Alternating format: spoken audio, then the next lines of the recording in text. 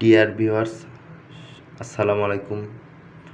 আশা করি সবাই ভালো আছো। আজকে আপনাদেরকে দেখাবো কুপার ফায়ার প্যানেলে কিভাবে ডিভাইস টেস্ট করা হয়। প্রথমে আমরা অ্যাক্সেস লেভেলে যাব। অ্যাক্সেস লেভেলের পর ইঞ্জিনিয়ারিং কোড প্রবেশ করাবো। ইঞ্জিনিয়ারিং কোড হচ্ছে 143243। এরপর ওকেতে ক্লিক করব। এরপরে টেস্টে যাব। টেস্টে যাওয়ার পর টেস্ট ডিভাইসে যাব। তারপরে গোটুতে যাব, যা এখানে লুপ নাম্বার দিব। লুপ নাম্বার আমি দিচ্ছি আপনার লুপ 3 35 নাম্বার ডিভাইস। এরপর ওকেতে ক্লিক করলাম। ওকেতে ক্লিক করলাম।